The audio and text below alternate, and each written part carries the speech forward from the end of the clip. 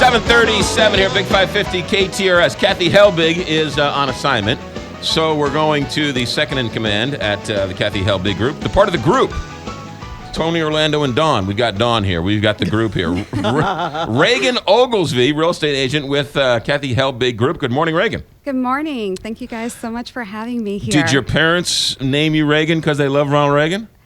Actually, no. It's a Shakespeare. King Lear's evil stepdaughter was Reagan. They named you after an evil stepdaughter? Evil stepdaughter? Exactly. Yes, I know. Well, that's for another time, but that's interesting.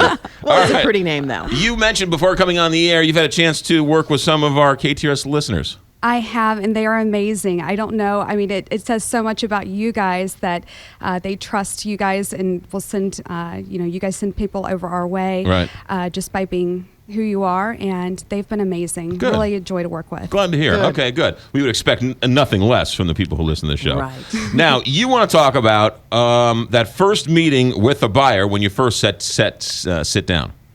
Right. So what we do at the Kathy Helbig Group is we offer a buyer's consultation.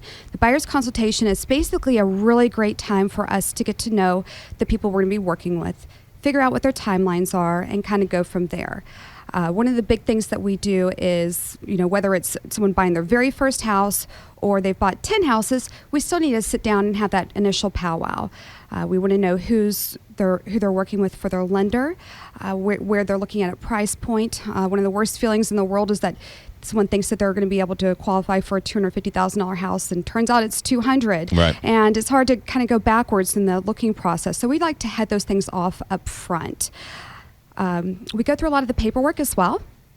Going through it right now with the way the market is, everything's going so fast. We might only have an hour to get an offer in. So if we have all the paperwork, my clients understand what the process is, the timelines, how the contract reads, all that good stuff, they feel more empowered to make that offer. One of the things I bet you the buyer says to you is, hey, no one else makes me do all this other stuff. Why do I have to do it with you?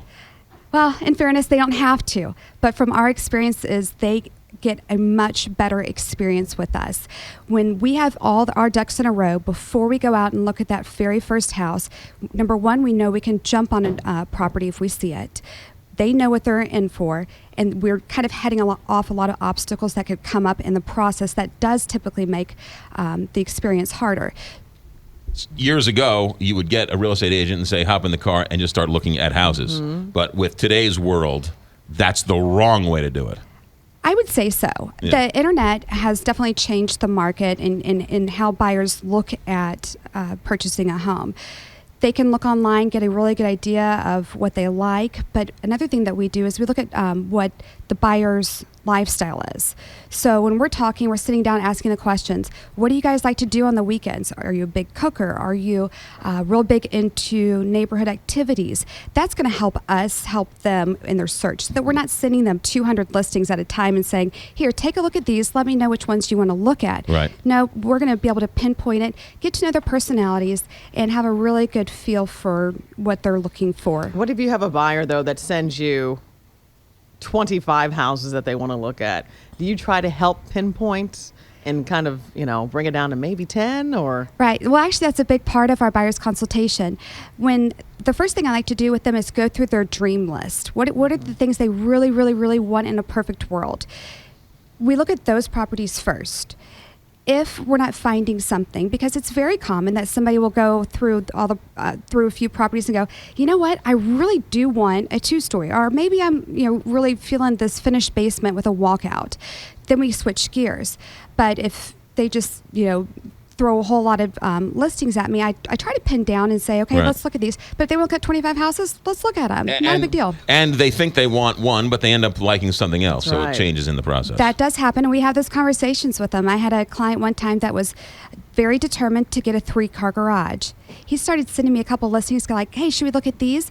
And I called him. I said, we can, but didn't you really want that 3-car garage? So, trying to keep reminding them that, this is what you really, really wanted. This is something you're going to hopefully be in for a long time. And getting them set up with, our experienced partners is a big thing too. Having someone set up for insurance that specializes in the new buyers, someone that is knowledgeable in the industry with home inspections, all that good stuff, so that they have a lot of people working on their team. It's going to help them through the entire process. Reagan Oglesby is a real estate agent with the Kathy Helbig Group, also the evil stepchild to to William Shakespeare. My mother will appreciate you saying that. You got it. KathyHelbiggroup.com, 636. Just go online, KathyHelbiggroup.com. And then don't forget the app. The app is fantastic. Reagan Oglesby, thanks for coming in. You're always welcome here. Thank you so much. You got it. 742. Traffic, weather, sports, straight ahead.